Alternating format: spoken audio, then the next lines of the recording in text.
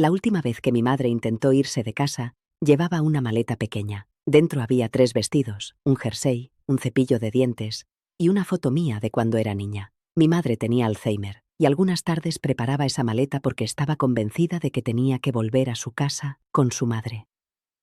Soy Ana, y esta es mi historia. Estábamos en la cocina de mi casa. Yo estaba cortando pan mientras ella miraba por la ventana. De pronto se giró, me observó unos segundos y me preguntó con una naturalidad desarmante: «Perdona, ¿tú eres la vecina?». Recuerdo que me reí, no porque fuera gracioso, sino porque mi cerebro necesitaba pensar que aquello era una broma. Mi madre siempre había tenido un sentido del humor extraño. Pensé que estaba jugando. «No, mamá, soy Ana». Ella sonrió, como si hubiera cometido un pequeño despiste. «Claro, Ana», y siguió mirando por la ventana. En ese momento no lo sabía, pero ese fue el principio del primer duelo.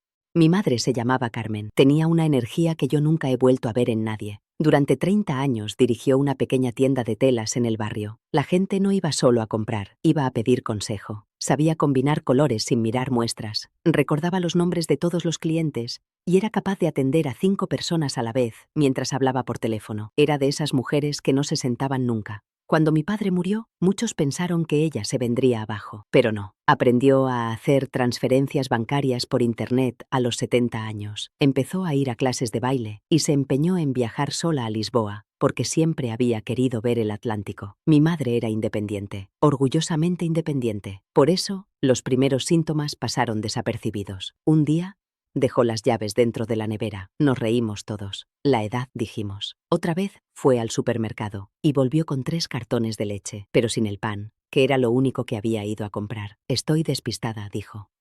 La primera vez que me preocupé de verdad fue cuando recibí una llamada desde el teléfono de mi madre, pero quien hablaba era otra señora. «Estoy aquí con tu madre, que está un poco angustiada». Luego escuché su voz. «Ana, no encuentro mi casa», me dijo llorando. Yo pensé que se había perdido conduciendo. «¿Dónde estás?». «Estoy aquí». Aquella fue su explicación, pero en realidad estaba sentada en un banco a 3 calles de su portal. Vivía en ese barrio desde hacía 40 años.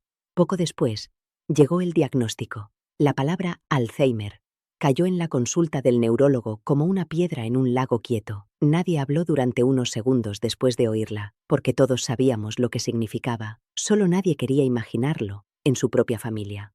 Al principio fue leve, seguía reconociéndonos, seguía hablando con normalidad. Solo necesitaba pequeñas ayudas, recordatorios, notitas pegadas en la nevera, alarmas en el teléfono. Pero el Alzheimer era una enfermedad paciente. Iba quitando piezas muy despacio. Primero las fechas, luego las conversaciones recientes, después los nombres. Cuando empezó a dejar el fuego encendido 2 veces en una semana, decidimos que no podía seguir viviendo sola. Así que vino a casa con nosotros. Al principio pensé que sería cuestión de organización. No estaba preparada para lo que venía. Mi madre vivió 5 años con nosotros, y había días en los que organizar algo tan simple como ir a hacer la compra se convertía en una operación logística, porque ella no podía quedarse sola. Si me iba 10 minutos al supermercado, podía intentar salir de casa. A veces abría la puerta y bajaba las escaleras, buscando un lugar que ya no existía en su memoria. Así que todo se planificaba. Si teníamos una cena con amigos, alguien tenía que quedarse con ella. Si íbamos a un cumpleaños, teníamos que calcular cuánto tiempo podía estar tranquila antes de empezar a desorientarse.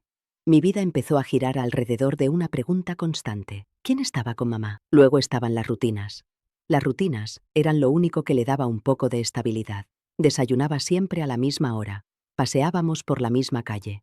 Veía los mismos programas de televisión. Le comprábamos cuadernos de sopas de letras porque decían que ayudaban a mantener la mente activa. Había días en los que se concentraba durante 1 hora entera buscando palabras, y otros días no recordaba cómo se sostenía el lápiz. Pero había una escena que se repetía todos los días, sin falta. Todas las tardes, alrededor de las 6, mi madre empezaba a preparar una maleta. Sacaba ropa del armario, la doblaba con mucho cuidado y la metía dentro. Cuando le preguntaba qué hacía, siempre me decía lo mismo: «Me tengo que ir a casa». La primera vez que ocurrió, intenté explicarle que ya estaba en casa. Fue inútil. Para ella, nuestra casa ya no era su casa.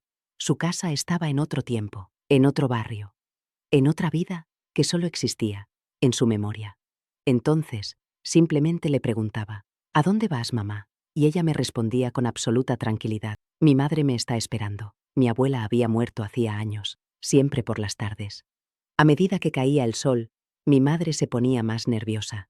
Caminaba por el pasillo, abría cajones, miraba por la ventana como si estuviera esperando a alguien. Los médicos nos dijeron que era algo bastante común en el Alzheimer, que al final del día muchas personas se desorientan más. Pero en ese momento, nosotros no sabíamos eso. Solo veíamos a mi madre caminar por la casa, con una inquietud que no sabíamos cómo calmar. A veces, de repente, me reconocía. Me miraba con los ojos muy abiertos, como si una luz se encendiera dentro de su cabeza, y me abrazaba con una fuerza que no sabía de dónde sacaba. En esos momentos volvía a ser mi madre. Me preguntaba por mis hijos. Me decía que estaba más delgada, aunque no fuera verdad. Me contaba historias de cuando yo era pequeña, pero duraban poco. A veces 10 minutos, a veces menos. De pronto se separaba.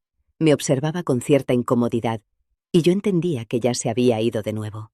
No sabía cómo explicarle a alguien lo que sentía en ese momento, porque era como perder a tu madre, una y otra vez. Solo quien ha vivido algo parecido entiende lo que significa. Muchos amigos me decían cosas con buena intención. Al menos sigue viva. Y sí, seguía viva. Se sentaba conmigo en el sofá cuando veíamos la televisión. Comía en la mesa con nosotros. Se reía cuando mis hijos hacían alguna tontería. Pero al mismo tiempo, mi madre ya no estaba. La mujer que organizaba viajes sola, que dirigía una tienda, que recordaba el nombre de todo el barrio, se iba borrando poco a poco. Y había otra parte de esta historia de la que casi nadie hablaba, la culpa. Porque llegaba un momento en el que te planteabas algo que jamás imaginaste. La residencia, no por abandono, por agotamiento. Había noches en las que se despertaba a las 3 de la madrugada, convencida de que tenía que ir a trabajar. Otras veces intentaba salir de casa, porque creía que llegaba tarde al colegio, aunque tuviera 84 años. Dormíamos con la puerta de su habitación entreabierta para oírla si se levantaba. Y aún así, a veces me sorprendía pensando algo que me rompía el corazón. ¿Hasta cuándo podríamos seguir así? Y lo peor era que esa pregunta venía acompañada de otra, ¿y si algún día no podemos más? Hablé con otras familias que vivían lo mismo.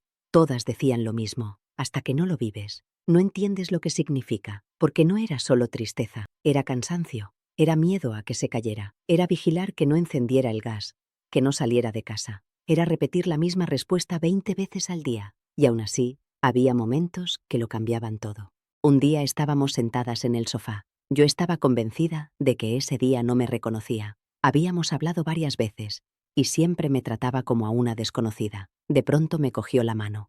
La miré. Sus ojos estaban completamente claros. Gracias por cuidarme, hija. Se quedó en silencio unos segundos. Luego, volvió a mirar la televisión, como si nada hubiera pasado. No supe si lo recordaba. No supe si fue un instante de lucidez. Pero en ese momento sentí que, en algún lugar dentro de su mente, mi madre todavía estaba ahí. Y me aferré a esa idea. Porque cuando alguien tiene Alzheimer, aprendes a vivir de instantes. Instantes de reconocimiento, de cariño, de memoria. Pequeñas ventanas que se abrían y se volvían a cerrar. Hace un año, mi madre falleció. Fue una madrugada. Los médicos dijeron que su cuerpo simplemente se fue apagando. Cuando salí del hospital, mucha gente me abrazó y me dijo lo siento. Y yo lloré, pero dentro de mí había una sensación extraña que me costaba explicar. Porque la verdad es que yo ya había empezado a despedirme de mi madre mucho antes. La primera vez fue aquel martes en la cocina, cuando me preguntó si era la vecina. Ese fue el primer duelo. El segundo llegó el día que su corazón dejó de latir. Y aunque suene extraño, el primero fue el más largo, el más silencioso, el más difícil de entender para los demás. Porque el Alzheimer no solo se lleva recuerdos, también te enseña algo que nadie te explica hasta que lo vives. Que a veces puedes perder a alguien mucho antes de que se vaya.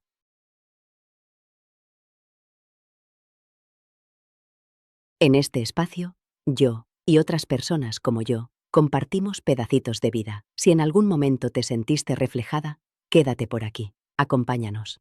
Comparte esto con alguien que quizá necesite escucharlo ahora. Y si te apetece, deja un comentario. Ahí abajo hay un formulario. Quién sabe, tal vez la próxima vez sea tu voz la que estemos escuchando.